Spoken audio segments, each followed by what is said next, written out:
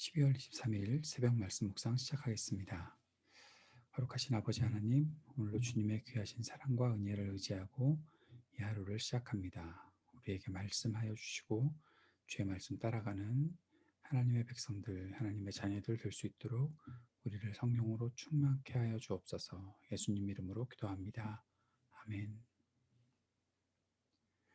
오늘은 누가복음 1장 46절에서 56절까지 말씀 같이 읽고 묵상하겠습니다. 그리하여 마리아가 말하였다. 내 영혼이 주님을 찬양하며 내 마음이 내 구주 하나님을 좋아함은 그가 이 여종의 비천함을 보살펴 주셨기 때문입니다.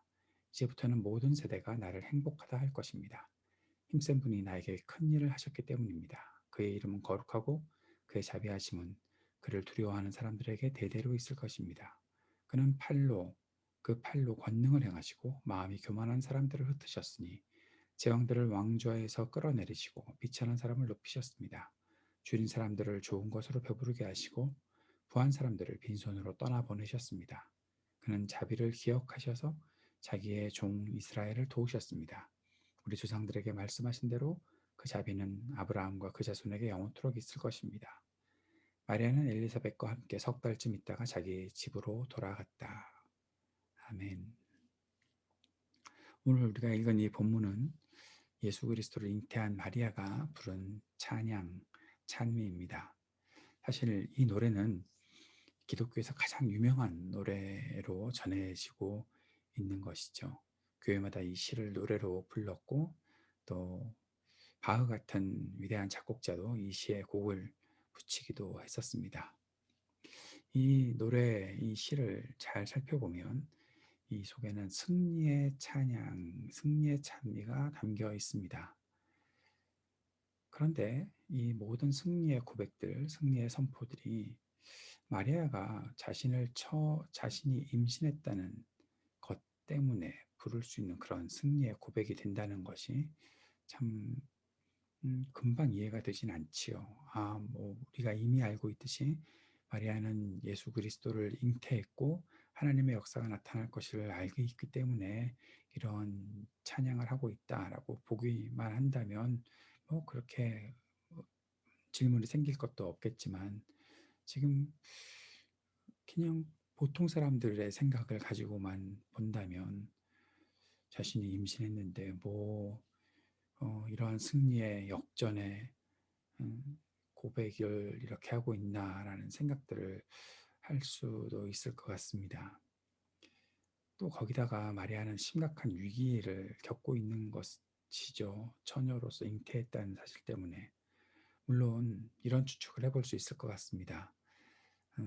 마리아만 잉태 소식을 들은 것이 아니라 요셉도 이제 마리아가 임신했다는 소식을 듣고 천사가 와서 빨리 마리아를 아내로 맞아들여라, 결혼해라, 정혼 상태에만 머물지 말라 했기 때문에 그 사이에 마리아가 요셉과 결혼했고 그래서 마리아의 마음에 좀 안정이 됐기 때문에 이러한 여유가 있었던 것이 아닐까 그런 생각도 해보게 되지만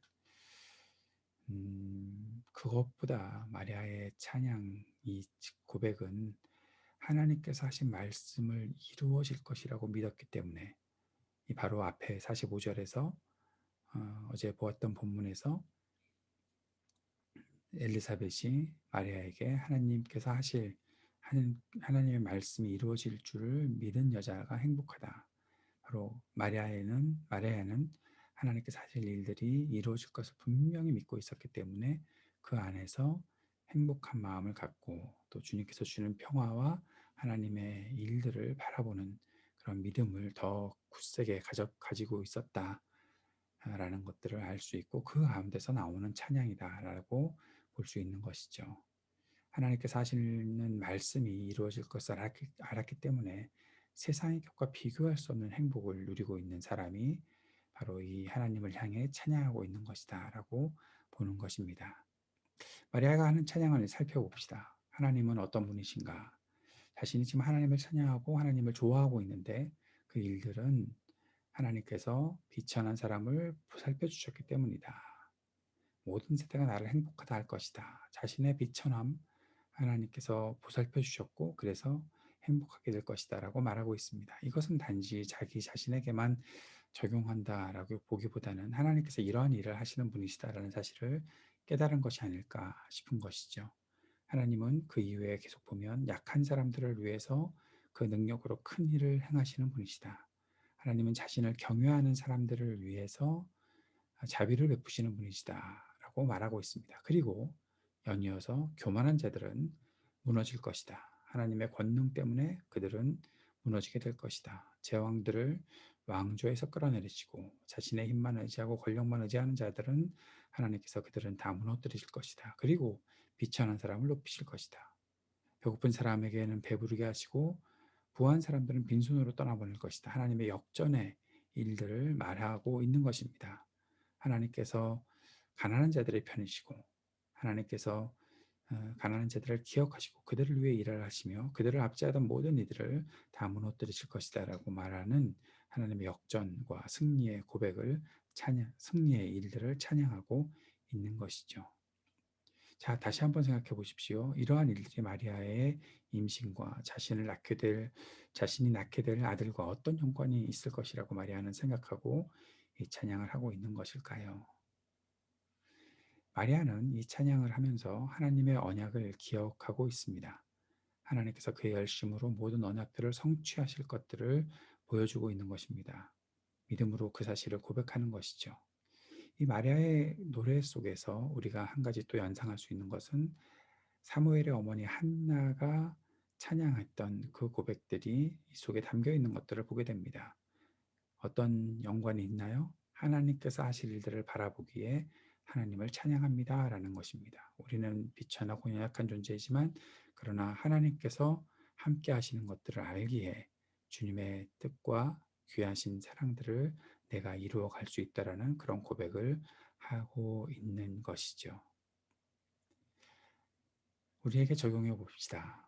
우리가 하나님을 찬양하는 고백들을 다시 한번 돌아봅시다. 하나님께서 하실 일들을 믿고 하나님께서 말씀하시는 것들을 믿을 때 바로 이러한 찬양의 고백들이 우리에게 나올 수 있는 것입니다. 하나님 우리에게 하나님께서 하실 일들을 보여주십니다. 보여주시고 이루어 가십니다. 하나님의 열심도 보게 하시는 것입니다. 오늘 우리가 주님 앞에 나아가면서 하나님을 찬양하는 고백들을 우리가 가지고 있을 때 이 우리의 찬양의 고백이 마리아의 이 승리를 향한 생동감 있는 찬양을 주님께 드렸던 것처럼 그러한 생동감 있는 찬양과 예배가 되기 위해서 우리가 해야 될 것은 하나님의 일들을 바라보는 것, 그리고 하나님께서 하신 말씀이 이루어질 것들을 분명히 믿는 것, 그것이 우리 가운데 온전히 이루어지고 계속 지속될 때 하나님을 향한 찬양의 고백들을 우리가 드릴 수 있는 것이죠. 우리의 찬양이 이러한 힘이 생겨 나가기를 위해 기도합시다.